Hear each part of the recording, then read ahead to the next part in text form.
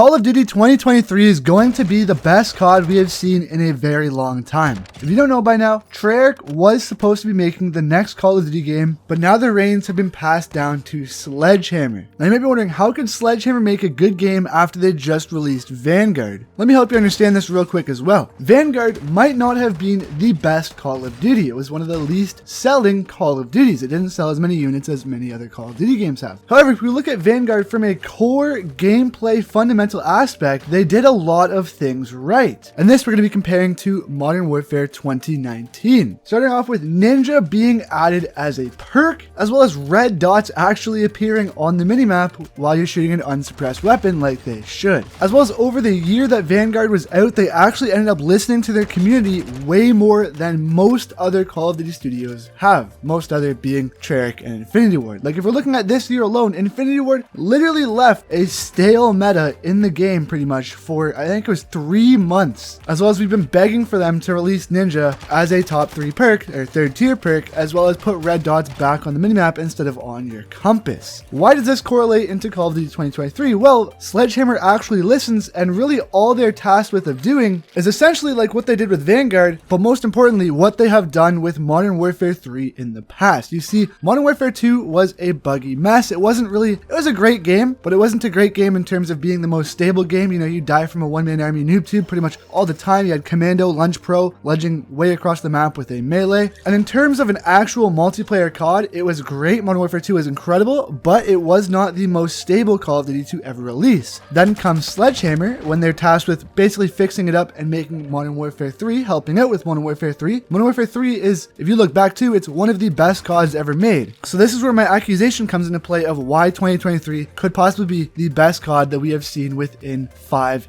years. This is because all Sledgehammer is really tasked with doing is fixing, maintaining, and essentially upgrading Modern Warfare 2 2022 into a better game. Originally, all that was supposed to happen was a big DLC update, which would have stunk. I mean, this is supposed to be a 2-year COD, so theoretically, they should not have had us pay for DLC come around next November for the exact same game that we've been playing, but just an upgraded version of this game. But if we see a Modern Warfare 3.2 come out next year, it is going to be one of the best Call of Duty games that we have gotten in so long, and this has been said time and time again, year after year after year. Nothing obviously will ever beat Black Ops 2, Black Ops 1, you know, the goats of the Call of Duty franchises, but we're in COD 2.0 now, right? Like, we're not ever going to get another Black Ops 2 unless we get Black Ops 2 remastered, because nothing will ever be as good as what you remember from the past, especially because we have the nostalgic lens. However, in terms of one of the most stable and well-balanced, listening to the community Call of Duties that we could possibly get within the next 2 to 5 years, and within the last 2 to 5 years, I think if Modern Warfare 3 comes out with the next year, Sledgehammer actually listens to the community and actively fixes these bugs that we have in Modern Warfare 2 2022, makes vital changes to the core gameplay mechanics like giving us our perks right away, making Ninja an actual perk, giving us red dots back on the minimap, I think it's going to be one of the best Call of Duties that we have seen in a very long time. Like, that's literally all we need in this COD, Modern Warfare 2, to give us a good game. Like, if they just gave us actual live service content, like gave us maps, new maps, mind you, if they give us new maps every 3 weeks or every single month, let's say every month they gave us 2 new multiplayer maps or even remastered multiplayer maps. That would mean we'd have 24 brand new maps pretty much throughout the entire year of this game, which is a good amount of maps, along with 2 to 3 new weapons as well. That would make this game a lot better just in the content side of things, but as well as that they focused up on the issues like red dots on the minimap, as well as giving us Ninja as a perk. I think it would go from feeling like a stale, real lackluster, unmotivated Call of Duty project into being one of the best Call of Duty games that we have gotten in a very long time, especially considering the engine that the game is running on. They've already made vast improvements over the past 3-4 years of Call of Duty into being what it is today. You know, if you look at Black Ops 2 right now, yes, it's a better game, but they fundamentally look completely different with how the guns look, the maps look, and just the overall graphical structure of the game. To where if we had COD 2.0, this new COD engine with the old Call of Duty gameplay loop